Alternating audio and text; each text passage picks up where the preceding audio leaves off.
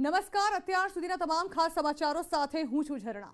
Ukraine પર રશિયાના હુમલા તેજ થયા છે। ચર્નિહિવમાં હુમલામાં 47 લોકોના મોત થયા છે। યુક્રેનના માયકોલેવ શહેરમાં ઘૂસી છે રશિયાની સેના। રશિયા પર વધુ પ્રતિબંધ લગાવવા યુક્રેન માંગ કરી રહ્યું છે। તો લગાતાર યુક્રેનના હુમલા વધી રહ્યા છે। યુક્રેન પર હુમલા વધી રહ્યા છે। રશિયાના હુમલા વધુને વધુ તેજ થઈ રહ્યા છે। ચર્નિહિવમાં હુમલામાં 47 જેટલા સ્થાનિકોના મોત થયા છે। યુક્રેનના માયકોલેવ શહેરમાં રશિયાની સેના ઘૂસી ગઈ છે। વધુને વધુ આક્રમક પગલાં યુક્રેન પર રશિયાની સેના લઈ રહી છે। ત્યારે યુક્રેન યુએન પાસે રશિયા પર વધુને વધુ પ્રતિબંધ લગાવવા માટે હાલ માંગ કરી રહ્યું છે। લગાતાર યુદ્ધનો આ 9મો દિવસ। જો કે જે રશિયા યુક્રેનને 12 કલાકમાં ઘૂંટણીએ પાડી દેવાની ફિરાકમાં હતું, તે યુક્રેન હાલ રશિયા સામે જડબાતોડ જવાબ આપી રહ્યું છે। આ નાનકડો દેશ જે છે તે રશિયા સામે કોઈ પણ રીતે ઝૂકવા તૈયાર નથી। યુક્રેન લગાતાર લડત આપી રહ્યું છે અને રશિયન સેના પણ આક્રમણ પર આક્રમણ કરી રહી છે। તો ન્યૂઝ 18 પહોંચ્યું યુદ્ધભૂમિ પર। ન્યૂઝ 18 સંવાદદાતા અમન ચોપડાનો અહેવાલ। યુક્રેન પોલેન્ડ બોર્ડર પરથી ખાસ કવરેજ। યુક્રેનની સ્થિતિનો તેઓ રજૂ કરી રહ્યા છે ચિતાર।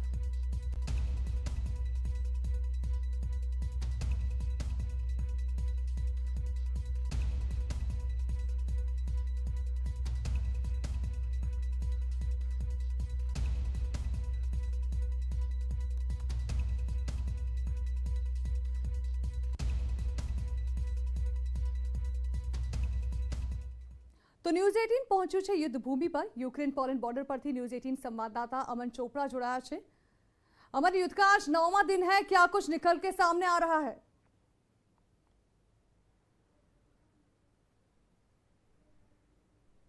यूक्रेन की तरफ से भी बताया गया, ये पहली बार था कि न्यूक्लियर पावर प्लांट के पास जो है ब्लास्ट हुआ और उसमें वहां पर आग लगी, जो पूरी दुनिया के लिए खतरे की घंटी थी। बार बार इससे पहले धमकी रूस की तरफ से दी जा रही थी कि वो न्यूक्लियर बटन दबा देगा, न्यूक्लियर डिटरेंस फोर्सेस को अलर्ट पर रख दिया गया था। लेकिन ये चीजें लगातार आगे बढ़ती हुई जा रही हैं। यूक्रेन बॉर्डर के पास हम हैं, उधर बातचीत भी चल रही है, लेकिन बातचीत लगातार बेनतीजा रह रही है।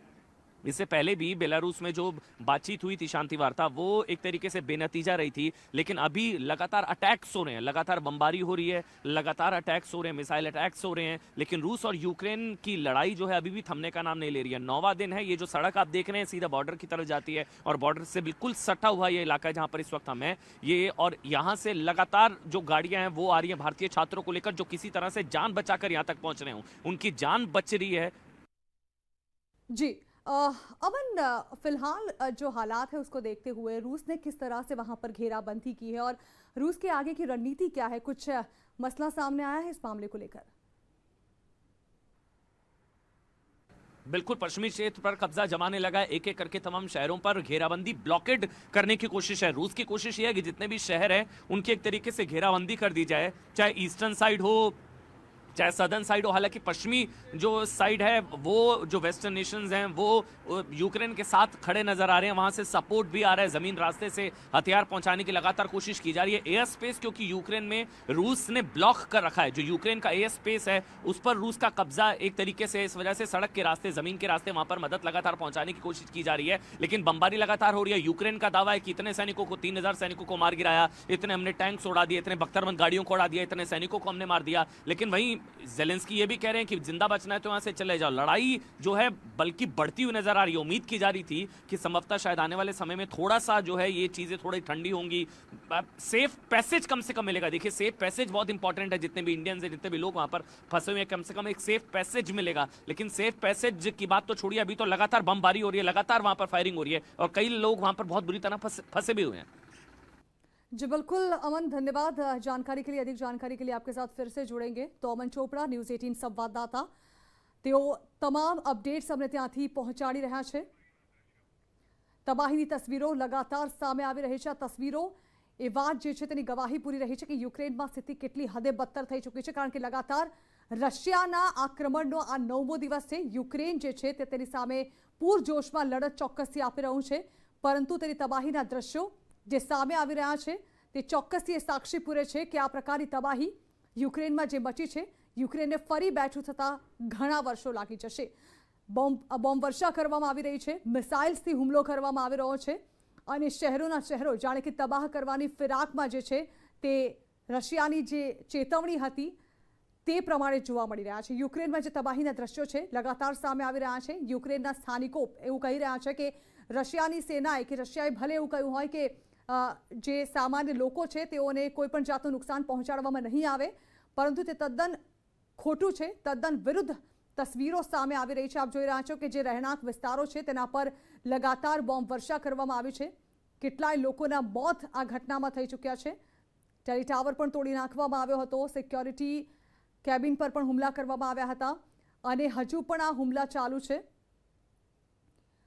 લાગી રહ્યું છે કે જે પ્રકારે રશિયા મન બનાવી ચૂક્યું છે, યુક્રેનના મોટાભાગના શહેરો પર રશિયાએ કબજો જમાવવાનું નક્કી કરી લીધું છે.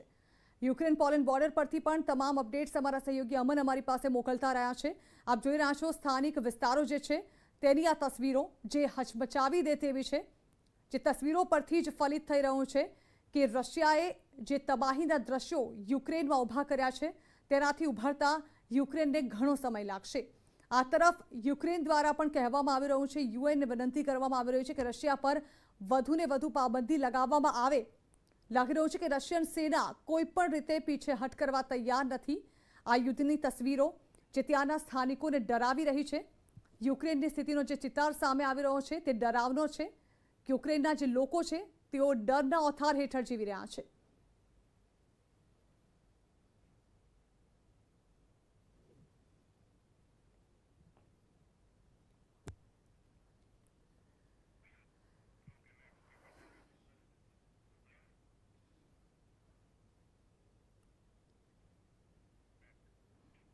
તો રશિયા અને યુક્રેન વચ્ચે ચાલી રહેલા મહાયુદ્ધનો આજે 9મો દિવસ છે અને અત્યાર સુધીમાં રશિયાએ અનેક હુમલા કર્યા છે.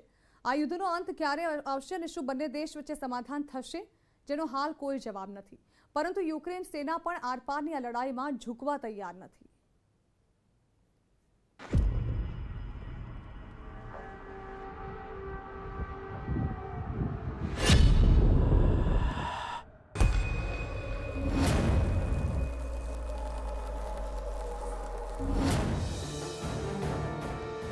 રશિયા અને યુક્રેન વચ્ચેના યુદ્ધમાં બંને દેશોની તરફથી મોટા હુમલાઓ થઈ રહ્યા છે.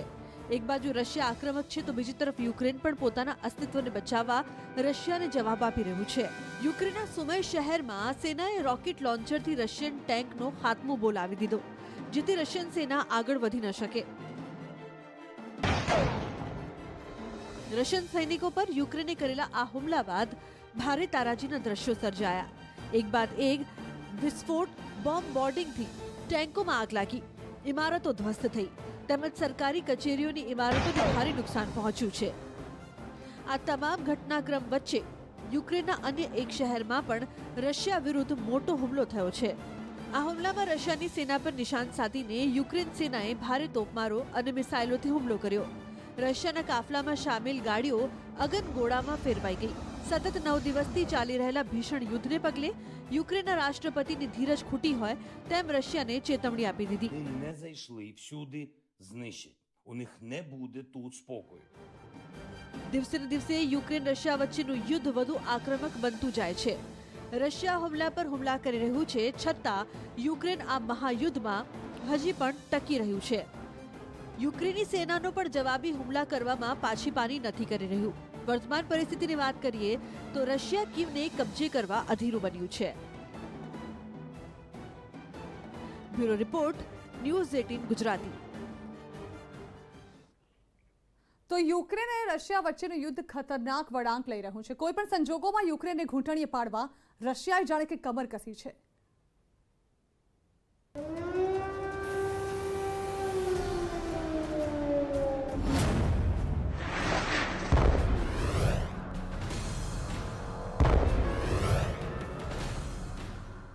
રશિયાની સેનાએ તેની ખતરનાક S-400 મિસાઇલ સિસ્ટમની તાલીમ શરૂ કરી દીધી છે. S-400 મિસાઇલ સિસ્ટમ એટલી શક્તિશાળી અને અદ્યતન એર ડિફેન્સ સિસ્ટમ છે અને અમેરિકાને તે પસંદ નથી. તેમ છતાં રશિયાએ યુક્રેનની સામે આ મહત્વના હથિયારની તૈયારી શરૂ કરી છે. આ માટે તે પોતાના સૈનિકોને ટ્રેનિંગ આપી રહ્યું છે, જેથી યુક્રેનિયન એરક્રાફ્ટનું કામ યુદ્ધમાં તમામ થઈ શકે. રશિયાએ તેના દક્ષિણ નોવોસિર્બિર્સ્ક ક્ષેત્રમાં S-400 એર ડિફેન્સ સિસ્ટમની કવાયત શરૂ કરી છે, જે યુક્રેનથી 4000 કિલોમીટર દૂર છે. એવો પણ અહેવાલ છે કે S-400 એન્ટી એરક્રાફ્ટ મિસાઇલ સિસ્ટમની સાથે તાલીમ લઈ રહેલા રશિયન સૈનિકો દુશ્મનના વિમાનોને શોધવા અને તેનો નાશ કરવા માટે યુદ્ધભૂમિ પર પ્રેક્ટિસ કરી રહ્યા છે. એનો મતલબ એ થાય છે કે રશિયા પર વિશ્વના દેશો દ્વારા લાદવામાં આવેલા પ્રતિબંધોની કોઈ અસર નથી થઈ રહી. ઉલટું તેણે પોતાનું તીક્ષ્ણ વલણ જાળવી રાખ્યું છે અને હવે S-400 મિસાઇલ સિસ્ટમની સાથે લડાયક અભ્યાસ શરૂ કરીને નાટો અને યુએસને તેમની મર્યાદામાં રહેવા માટે ચેતવણી આપી છે. S-400 મિસાઇલની ખાસિયતની વાત કરીએ તો તે સૌથી શક્તિશાળી અને અદ્યતન એર ડિફેન્સ સિસ્ટમ છે.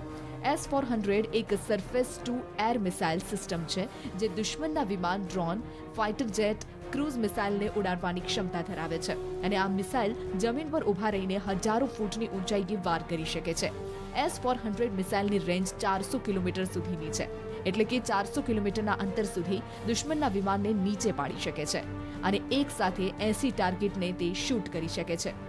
S-400 મિસાઇલ સિસ્ટમની આ શક્તિને કારણે અમેરિકાને રશિયાની સાથે સમસ્યા છે, કારણ કે તે સ્ટીલ્થ એરક્રાફ્ટને પણ પોતાની જાળમાં ફસાવે છે. સ્ટીલ્થ એરક્રાફ્ટ તે એરક્રાફ્ટ છે જે એવી રીતે બનાવવામાં આવે છે કે તે રડાર હેઠળ ન આવે અને યુએસ ઈચ્છતું નથી કે તે તેના સ્ટીલ્થ એરક્રાફ્ટ રશિયાની S-400 સિસ્ટમના સંપર્કમાં આવે. ગયા મહિને રશિયાએ યુક્રેનની ઉત્તરે બેલારુસમાં તેની S-400 anti aircraft missile system પણ મોકલી હતી. Bureau report, news 18 Gujarati. Russia અને યુક્રેનનું યુદ્ધ ચાલી રહ્યું છે ત્યારે દુનિયાભરના મીડિયામાં પુતિનના એક એવા ખાસમખાસની ચર્ચા થઈ રહી છે જે રશિયાને બનાવી રહ્યું છે વધુ મજબૂત. તે રશિયાને આર્થિક નુકસાનીના એંધાણ જોવા મળી રહ્યા છે. અમેરિકાની સ્ટ્રાઇકને કારણે રશિયાના ધનિકોને થઈ રહ્યું છે નુકસાન.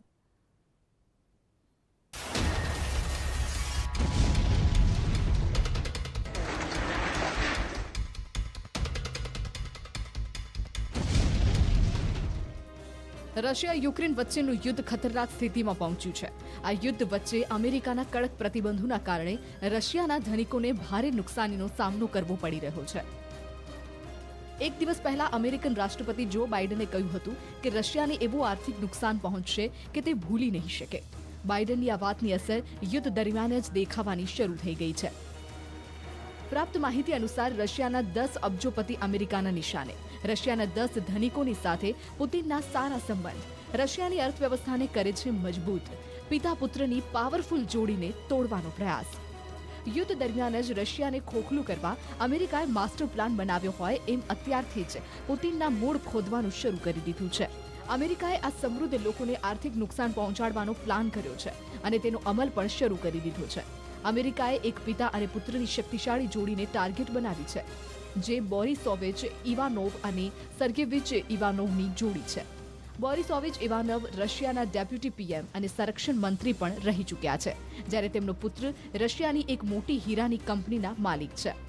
અમેરિકાની આ ચાલ રશિયાને ભારે પડી શકે છે, કેમ કે એક તરફ યુદ્ધ દરમિયાન રશિયાને આર્થિક ફટકો પડશે તો બીજી તરફ અમેરિકાએ રશિયન અબજોપતિને નિશાને લેતા આર્થિક નુકસાન સહન કરવું પડી શકે છે. Bureau report, news 18 Gujarati. તો આ સમાચારો પર સતત રહેશે નજર. એક બ્રેક બાદ બ્રેકમાં સ્વાગત છે. મહત્વના સમાચારો મળી રહ્યા છે કે આગામી 1-2 દિવસમાં થઈ શકે છે આઈપીએસની બદલીઓ. આગામી 2 દિવસમાં આઈપીએસની બદલીઓની શક્યતા વ્યક્ત કરાઈ રહી છે. મોટા પાયે આઈપીએસ અધિકારીઓની થઈ શકે છે બદલીઓ. મોટા શહેરોના કમિશનર્સ બદલાવાની પણ શક્યતા છે. જો કે 3 વર્ષ પૂર્ણ નથી થયા તેવા કમિશનર્સને યથાવત રખાઈ શકે છે. સારી કામગીરી કરનાર કમિશનર્સને પણ યથાવત રખાઈ શકે છે. સારી કામગીરી કરનારને પણ મળી શકે છે સારું સ્થાન. ઉલ્લેખનીય છે કે આઈપીએસની બદલીઓનો સમયગાળો જે છે તે વધી ગયો છે, તે છતાં પણ આ બદલીઓ હજુ પણ નથી કરવામાં આવી. વધુ માહિતી સંવાદદાતા ગીતા મહેતા આપી રહ્યા છે. ગીતા, હવે આખરે એવું લાગી રહ્યું છે કે 1-2 દિવસમાં આઈપીએસની બદલીઓનો નિર્ણય જે છે તે લેવાઈ શકે છે, તેના પર મહોર મારવામાં આવી શકે છે. જાણવા માંગીશું વિસ્તારથી આખરે શું સામે આવી રહ્યું છે? ઘણા સમયથી આઈપીએસની બદલીઓ બાબતે મંથન ચાલી રહ્યું હતું, પરંતુ ફાઇનલી સીએમ ભૂપેન્દ્ર પટેલની સહી એટલે કે આખરી મહોર આગામી 2 દિવસમાં લાગી જશે અને જાહેરાત થઈ જશે તેવી સંભાવના છે. અંદાજે 70 થી 80 જેટલા આઈપીએસ ઓફિસરોની બદલીઓ થાય તેવી સંભાવના છે. હું આપણે જણાવવા માંગીશ જણા થોડા ભૂતકાળ અને વાઘોડીને કે જ્યારે સીએમ રૂપાણીની સરકાર હતી ત્યારે જ આઈપીએસ ની બદલીઓનો ગંજીફો છુપાવવાનો હતો. આઈએસ અને આઈપીએસ ની બદલીઓ સાથે હતી, પરંતુ સમાવ એવું બન્યું કે આઈએસ ની બદલીઓ જાહેર થયા બાદ જ્યારે આઈપીએસ ની બદલીઓ જાહેર થવાની હતી એ તબક્કે સીએમ રૂપાણીની જે સરકાર છે તે બદલાઈ અને ભૂપેન્દ્ર પટેલની સરકાર આવી અને તે વખતનું એટલે કે રૂપાણી સરકારનો આ બદલીઓ બાકી હતી તે ફાઇનલી હવે ભૂપેન્દ્ર પટેલની સરકારમાં થશે. આગામી જે વિધાનસભા ચૂંટણી છે જે આગામી ડિસેમ્બર માસમાં યોજાવાની સંભાવના છે, આ ચૂંટણી અનુલક્ષીને તમામ બદલીઓ કરવામાં આવશે. સૂત્રોનું માનીએ તો જે મુખ્ય પોલીસ કમિશનર છે એટલે કે અમદાવાદ, વડોદરા, રાજકોટ અને સુરત, રાજકોટના પોલીસ કમિશનરની તો નો ડાઉટ હાલ બદલી કરી દેવામાં આવી છે, પરંતુ તમામ મેટ્રોપોલિટન સિટીઝના પોલીસ કમિશનરો બદલાશે જેવું નથી. જે પોલીસ કમિશનરોને 1.5 થી 2 વર્ષ થયું છે અને જે પોલીસ કમિશનરોની કામગીરી સુચારુ ઢબે ચાલી રહી છે અથવા તો તેમની કોઈ ફરિયાદ નથી તે તમામને યથાસ્થાને રખાશે અને જરૂરી નથી કે આગામી ઇલેક્શન છે એટલે તમામ મેટ્રોપોલિટન સિટીના પોલીસ કમિશનરને બદલી જ નાખવા અથવા તો રૂપાણીની સરકારમાં નિમેલા અધિકારીઓને ભૂપેન્દ્ર પટેલની સરકારમાં બદલી નાખવા, એટલે એ પ્રકારે કઈ નિશ્ચિત નથી.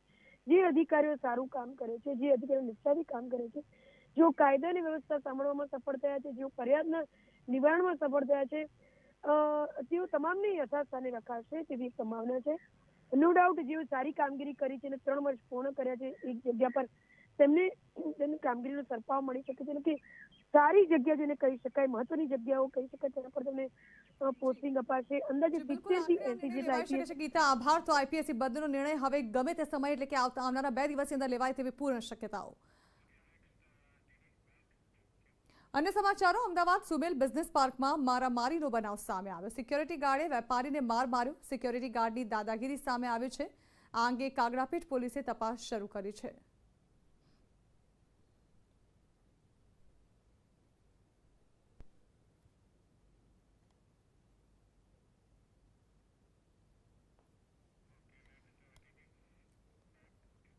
ભાજપના અનુસૂચિત જનજાતિ મોરચાના રાષ્ટ્રીય અધ્યક્ષ અને રાજ્યસભા સાંસદ સમીર ઉરાવે નર્મદા જિલ્લાની મુલાકાત લીધી.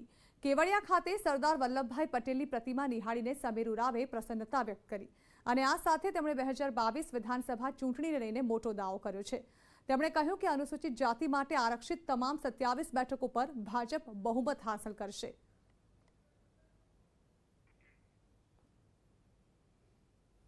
सभी लोगों से जो चर्चा के क्रम में यह दिखाई दिया कि इस बार भारतीय जनता पार्टी गुजरात के अंदर जो 27 विधानसभा क्षेत्र जो आरक्षित है वो 27 में सफलता पाएगी, इस प्रकार से दिखाई देने लगा. બેંક ઓફ બરોડા ઝોન દ્વારા વૃક્ષારોપણ અને કમ્પ્યુટર વિતરણ કરવામાં આવ્યું. શ્રી બ્રહ્મર્ષિ સંસ્કાર તીર્થ ગાયત્રી મંદિર ખાતે વૃક્ષારોપણનું આયોજન કરવામાં આવ્યું હતું અને વિદ્યાર્થીઓને ગણવેશ અને કમ્પ્યુટરનું દાન કરાયું. આ કાર્યક્રમમાં ગાયત્રી મંદિરના ઉપપ્રમુખ મહંત શ્રી હર્ષદ બાપા અને પૂર્વ ગુજરાત પ્રદેશ મહામંત્રી શબ્દશરણ બ્રહ્મભટ્ટ સહિતના અન્ય મહેમાનોએ ભાગ લીધો.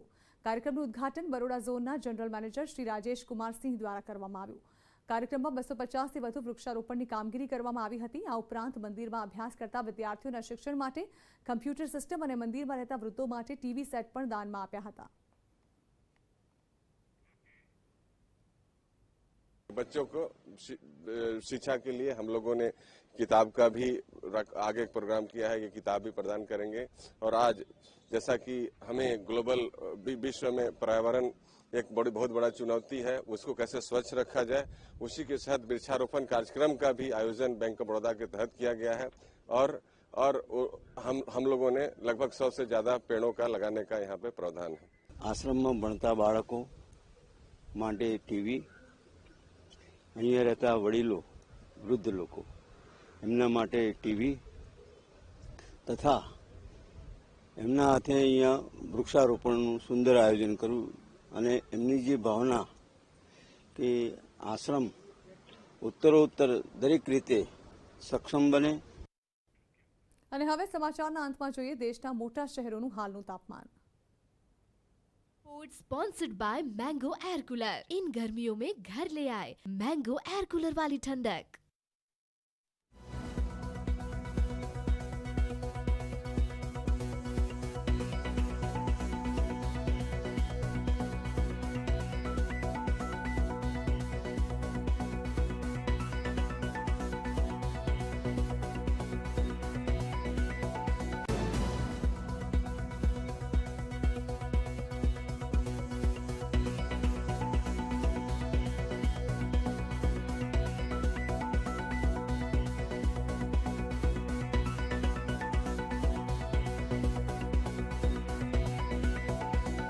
Weather report sponsored by mango air cooler. इन गर्मियों में घर ले आए मैंगो एयर कूलर वाली ठंडक।